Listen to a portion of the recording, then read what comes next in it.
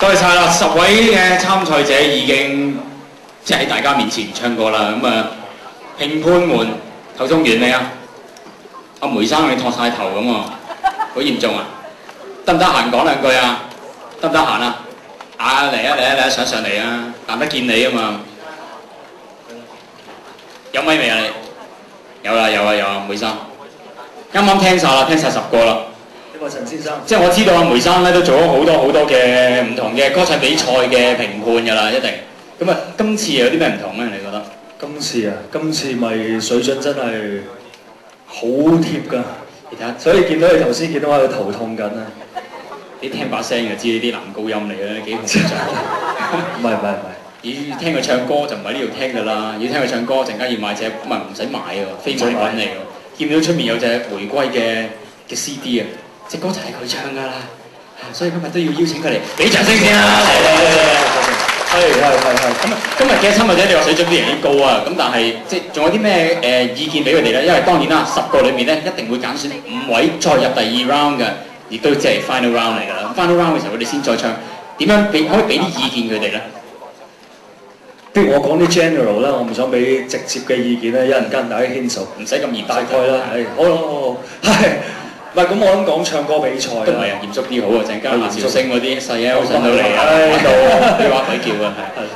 我諗最緊要就係你要知道你上台嗰一刻，你係冇可能100%出到嚟嘅。咁你所以咧，你揀歌方面咧，好多時唱歌唱比賽啲人就有咁高得咁高音咧，平時啱啱唱到嘅歌咧就揀上嚟，話我一定要嗌到好高音，於是就會打個折㗎咯，搞到好慘，搞到我成首歌喺度唱緊嗰時，我就係諗緊嗰幾隻高音，咁啊變咗咧好似冇咗啲嘢咁。因為我覺得唱歌最緊要就係唱出嗰首歌入邊個古仔出嚟。係啦，咁如果你一路上台淨係諗個高音，哎呀死啦！一陣間高音點咧？跟住其他嗰啲唱得唔好咧，即係講唔到個古仔出嚟，就唔係咁即調轉咗咯。明白。咁但係咧，另外一樣嘢咧，即係大部分嘅參賽者都會面對嘅一樣嘢，就係一行到出嚟，見到咁多嘅觀眾，今日仲要有啲咁強勁嘅評判喺度，我都驚緊。其實我都即係支咪都震緊啊！咁點解決呢一個問題咧？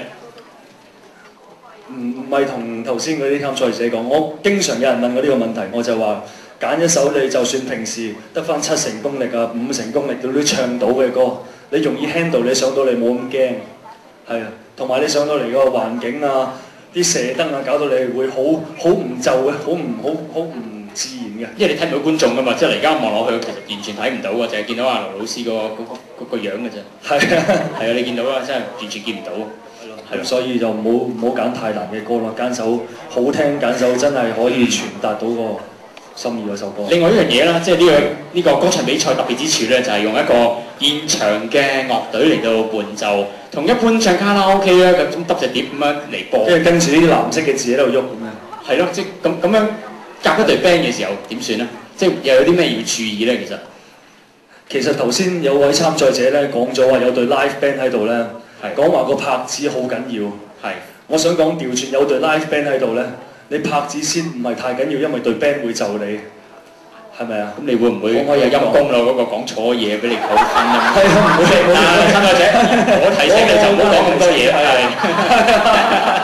冇。係咁即係可能有個現場樂隊會就你拍子啊？於是好多。其實我譬如我舊時都參加過啲比賽啦，即係。比賽啦，係。咁其實最緊張咧，就係一個人喺個台度自己喺度唱歌，有隊 band 陪你喺度玩咧，其實真係好多倍嘅。個感覺都好，其實個幾震撼㗎喎，紅館咁樣咧，基本上係咯。我哋唔講啲參賽者，今晚嗰隊 band 點咧？俾啲意見。band 梗係一流啦，真係一流啊！真係一流。Adrian 聽唔聽到啊？Adrian。聽到㗎啦，跟住落嚟呢隊 band 亦都唔弱嘅，不過我要偷睇一下，睇佢準備好未先。準備好未咧？你唔知啊，你今年第1年嚟到呢一個回歸杯歌唱大賽啊。其實咧，即係傳統嚟㗎。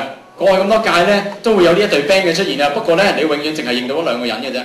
因為次次都唔同人，所以隊 band 成個名就叫做臨時拉夫 Temporary Life， 係 Temporary Life 啊！即係跟住有第幾個我都彈過㗎，你知唔知？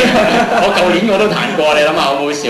咁但係今年咧，所以咧我哋又要再誠邀個臨時拉夫啦，當然今日你又會見到好多臨時拉夫嘅成員喺度啦。但係今日咧好有意義嘅，因為咧回歸啱啱好啦10週年啦。咁呢一個回歸杯嘅比賽咧，亦都舉辦咗足足9屆啦，即係今年係第9屆。咁所以咧今日咧好慶幸咧可以邀請翻過往大部分咁多屆咧，爭2屆啫，即係差唔多齊晒㗎啦。咁多屆嘅比賽參賽者贏咗冠軍嘅人馬。翻嚟呢一度北區大會堂，咁即係高潮所在㗎咯。係啊，算係第一個高潮嚟嘅，第一個高潮啦。咁所以咧就係慰勞你哋評判團啦，因為你知啱啱做得好辛苦啊。咁唔該晒你先啦，梅生。唔該晒。咁啊跟住落嚟嘅，當然啦，就有臨時拉夫為我哋伴奏。我哋先邀請第一位嘅喺2000年度回歸杯青少年歌唱大賽冠軍嘅得主郭偉倫，俾掌聲。